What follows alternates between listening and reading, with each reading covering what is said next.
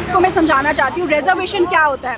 अगर मेरा पाँव टूटेगा तो मुझे बैसाखी डॉक्टर देगा, डॉक्टर का काम है मुझे बैसाखी देना, पर 2 महीने के लिए जब तक मैं रिकवर नहीं होती उसके बाद डॉक्टर का ही काम है मेरे से बैसाखी ले लेना। तो जिन लीडर्स ने ये रिजर्वेशन दिया था 10 साल के लिए दिया था, उनका दायित्व और कर्तव्य बनता था इसको वापस लेना, उन्होंने वापस नहीं लिया, उन्होंने आजीवन के लिए दे दिया। इससे क्या हुआ, देश हमारा विकलांग हो गया। आज युवा विकलांग है, देश हैंडीकैप है और इसीलिए देश डेवलप नहीं हो रहा। तो रिजर्वेशन तो जड़ से हटेगा, बट इसमें मैं कहूँगी माइनॉरिटीज़ को डरने की कोई बात नहीं है, क्योंकि रिजर्वेशन हटाने का मतलब उनके अधिकार छीनना नहीं है। हम बहुत इज्जत से और बहुत बेहतर उनके लिए सोचेंगे और करेंगे, क्योंकि मुझे लगता है कि जब आप उनको एक अच्छी एम्प्लॉयमेंट देंगे, एक अच्छा एजुकेशन देंगे, एक अच्छा हेल्थ केयर देंगे और एक अच्छा वातावरण देंगे रहने के लिए, उनको किसी भारतीय को रिजर्वेशन की जरूरत नहीं है। एक बार में मतलब 12 साल की मार्केटिंग आज 12 मिनट में खत्म हो गई। 12 साल की मार्केटिंग सत्ता में बैठी सरकार की 12 मिनट में खत्म हो गई।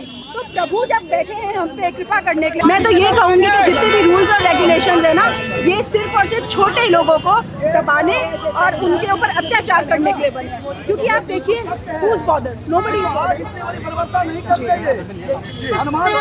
क्या होगा, आज तो इन्होंने खत्म कर दिया, तो अगला क्या स्टेप लेने वाले हैं? देखिए, अगला कदम हम अनाउंस करके नहीं लेंगे।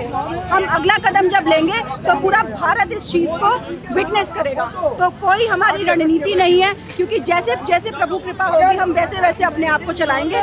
और मुझे पूरा विश्वास है जब प्रभु ये करवा सकते हैं एक बार में, मतलब 12 साल की मार्केटिंग आज 12 मिनट में खत्म हो गई। 12 साल की मार्केटिंग सत्ता में बैठी सरकार की 12 मिनट में खत्म हो गई। तो प्रभु जब बैठे हैं हम पे कृपा करने के लिए, तो हम सब बस कृपा लेंगे उनकी। देश आज आज़ादी मना रहा है, 80 साल का आज़ादी मना रहा है, और उसके बाद आरक्षण को अंत हो जाना चाहिए। तो उन्होंने एक 19 जैसे काले कानून को गले में घंटी बांध दिया। देखिए, आपको मैं समझाना चाहती हूँ रिजर्वेशन क्या होता है। अगर मेरा पाँव टूटेगा तो मुझे बैसाखी डॉक्टर देगा, डॉक्टर का काम है मुझे बैसाखी देना, पर 2 महीने के लिए जब तक मैं रिकवर नहीं होती उसके बाद डॉक्टर का ही काम है मेरे से बैसाखी ले लेना। तो जिन लीडर्स ने ये रिजर्वेशन दिया था 10 साल के लिए दिया था, उनका दायित्व और कर्तव्य बनता था इसको वापस लेना, उन्होंने वापस नहीं लिया, उन्होंने आजीवन के लिए दे दिया। इससे क्या हुआ, देश हमारा विकलांग हो गया।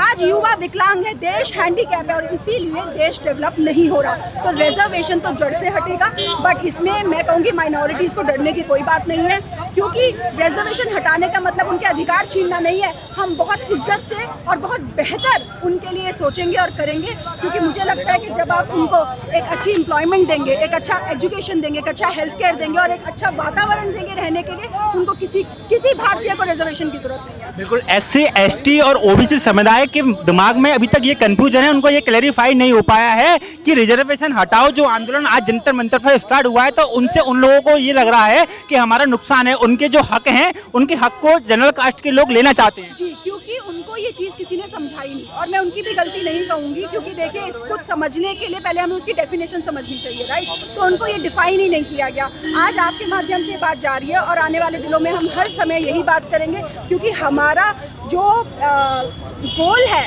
वो किसी को ऊपर नीचा दिखाना नहीं। हमारे लिए हर व्यक्ति इंसान है और सबको इक्वल अपॉर्चुनिटीज़ मिले। उसमें आपकी इच्छा है, आप कितना आगे जाना चाहते हैं, कितना पीछे, वो आपकी इच्छा है, लेकिन एक इक्वल प्लेटफॉर्म देना हमारा काम है, जो हम करेंगे। जी, तो जैसा कि आप देख पा रहे हैं रात के 8:30 बज चुके हैं और जो आंदोलन था उसको दिल्ली पुलिस की तरफ से बहुत जब दिल्ली पुलिस को ये लगा कि आंदोलन एक बड़ा रूप ले रहा है, तो दिल्ली पुलिस ने जो है जनता के ऊपर लाठीचार्ज स्टार्ट कर दिया। कुछ लोगों को मारा पीटा, जिसमें कि महिलाएं थी, बूढ़े लोग भी थे, बुजुर्ग भी थे, बच्चे तो खैर नहीं थे, पर हाँ कुछ बच्चे जो अपने महिलाओं के साथ में आए थे।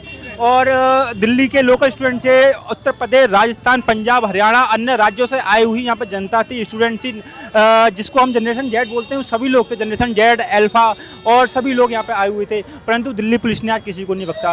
और जैसा कि अभी हम लोगों ने देखा था, कैमरा में हम लोगों ने उसकी वीडियो भी शूट करी है, नरेंद्र मोदी की माता जी की फोटो लेकर के जो है यहाँ पे आंदोलनकारी आंदोलन को कर रहे थे। भारत का झंडा उनके हाथ में था, भारत के समर्थन में नारे लगा रहे थे, वंदे मातरम, इंकलाब जिंदाबाद के नारे लग रहे थे। उसके बावजूद भी दिल्ली पुलिस और उनके पीछे पता नहीं कौन से शासन प्रशासन का आता, उन लोगों ने किसी को नहीं देखा और सबको ऊपर जो है अपनी बदतमीजी, अपनी तानाशाही जारी रखी।